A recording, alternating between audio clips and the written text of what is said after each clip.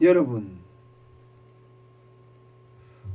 한국부동산원 국토교통부 산하잖아요.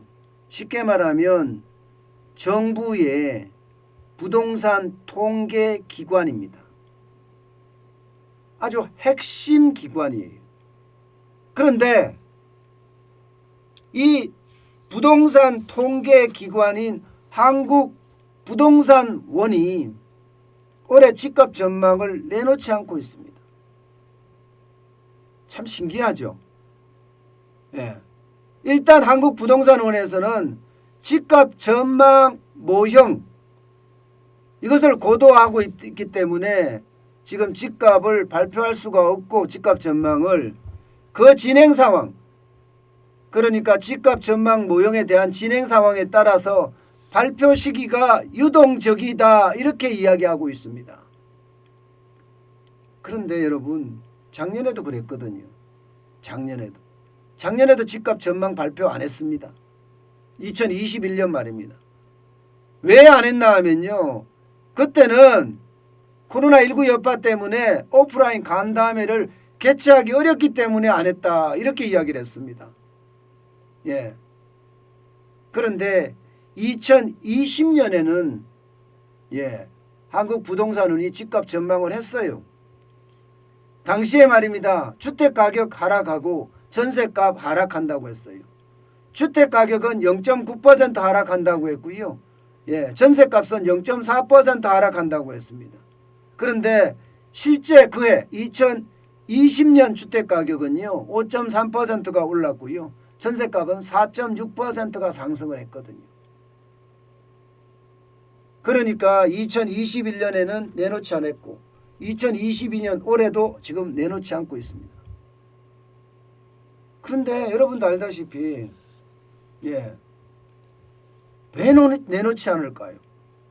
여기 우리는 방점이 있습니다. 왜 내놓지 않을까? 저는 왜 내놓지 않을까에 대한 해석을 이렇게 합니다. 정부가 다 집값 내린다고 하잖아요. 문재인 대통령도 신년사에서 최근 주택가격 하락세를 확고한 하향 안정세로 이어가겠다. 지금 벌써 하향 안정세라는 거야. 이걸 이어가겠다는 거예요. 아니잖아요. 아직 그죠? 게다가 홍남기 경제부총리도 지금 집값 떨어진다. 청와대 박수영 국민소통수석도 집값 떨어진다. 노형욱 국토교통부 장관도 집값 떨어진다. 그야말로 정부는 한 입으로 모두가 집값 떨어진다고 이야기해요. 그러면서 말입니다. 얼마나 떨어질 거냐 이런 말에는 아직 대답을 안 하고 있습니다. 노형욱 국토교통부 장관도요. 이 국토교통위원회 전체회의 국회에서 말입니다. 얼마나 떨어질 거냐 하고 물었더니 송원석 국민의힘 의원이 물었어요. 그랬더니 시장 수치를 직접 언급하는 것은 적절하지 않은 것 같다. 이러면서 발표를 말을 하지 않았습니다. 그래 또 물었어요. 또 물었더니 공식적으로 전망치를 내놓지 않고 있다. 이렇게까지 이야기했어요. 자, 이렇다면 여러분, 한국부동산원에서 내놓지 않는 이유가 뭔지 이제 짐작이 되시죠? 이게 정부의 어떤 생각, 대통령의 생각이나 경제부총리의 생각이나 혹은 국토교통부 장관의 생각과 실제 조사한 전망치의 수치는 틀리다는 거예요. 틀리기 때문에 이게 지금 내놓지 않고 있다는 겁니다. 사실 말입니다. 경제수장들이 이야기하는 거나 대통령이 이야기하는 것처럼 지표들이 내림세이기는 사실이에요. 그러나 마이너스는 아닙니다. 지난 9월부터 아파트 매매 가격 지수 계속 떨어지고 있지만 아직 1월 첫째 주에는 0.04%가 올라갔어요. 지표가 내림세긴 하지만 아직 마이너스는 아니고요. 이게 아파트 매매 수급 지수 중에 말입니다. 지금 100 이하로 떨어져서 이거는 또 떨어진다는 어떤 모양새가 나오기는 해요. 지표가. 하나는 떨어지는 하향 곡선이 굉장히 크고 마찬가지로 매매 수급 지수도 하향 곡선에 대한 모양새가 큽니다.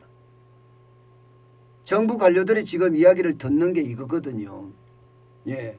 아니 매매 수급 지수가 이렇게까지 빠지지 않느냐. 92.8이다. 서울의 수급 지수가. 아마 1월 둘째 주. 예, 1월 둘째 주 이번 주죠. 이번 주는 마이너스로 내려갈 거다. 이렇게까지 이야기하거든요. 그런데도 말입니다. 그런데도 지금 한국부동산원은 발표하지 않고 있습니다. 아마 말입니다. 집값 전망 발표하지 않을 거예요. 작년에 발표 안 했듯이 올해도 하지 않을 겁니다. 왜냐하면 민간에서는 이미 말입니다. 발표가 됐잖아요.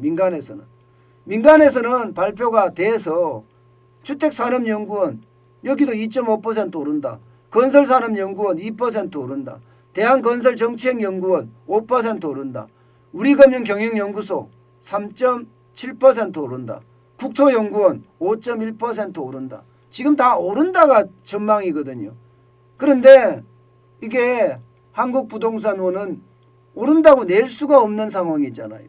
그래서 내놓지 않는다. 결국 한국부동산원의 이게 전망도 아마 집값이 오른다 이렇게 나오지 않았을까. 우리는 그렇게 짐작합니다. 민간 연구소들이 전부 다 이렇게 오른다고 전망을 하고요. 여기에다가 국책연구원이죠. 정부가 돈을 주는 연구원에서도 정부 출연기관이라고 이야기해야 되나요? 5.1% 오르는 곳이.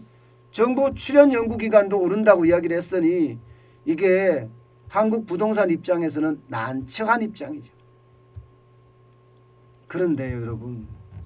진짜 한국부동산원에서는 이렇게 하면 안 됩니다. 왜냐고요?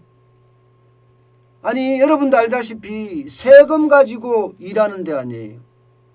그러면 국민들에게 매년 발표하던 것을 발표하지 않는다는 것은 이거는 저는 말이 안 된다고 생각해요. 책임 방기라고 생각해요. 정부의 눈치나 보면서 그렇게 한국부동산원을 운영하려면 그런 수장은 의미가 없지 않아요? 그럼 정부의 입맛대로 그냥 연구해 주는 게 맞죠. 굳이 말입니다. 국민들 위해서 할 필요가 없어요. 이들은요 결국은요 권력의 개들입니다. 개들. 침이나 질질 흘리는 어떻게 고기 한 조각 얻어먹을까 싶어서 침이나 질질 흘리는 권력의 개들이란 뜻이에요. 저는 참 안타까워요. 왜 이렇게 살아야 되죠? 왜 이렇게 살아야 될까요? 이게 국가와 민족을 위해서 일을 해야지 이들이 하는 일은 권력의 개 이런 짓이나 하고 있으니 참 부끄럽네요. 저는 그 어느 때보다 이런 모양새가 솔직히 안타깝습니다. 물론 개인의 생활도 중요하죠. 그렇지만 최소한 말입니다. 월급 주는 사람들에게 예의는 지켜야 될 거 아니에요. 한국부동산원의 월급을 누가 줍니까? 국민이 줍니다. 그러면 국민에 대한 최소한의 예의는 지켜야 된다. 그런데 그 최소한의 예의도 못 지키고 있는 것 아닌가. 저는 그런 생각을 떨칠 수가 없네요. 참 안타깝습니다.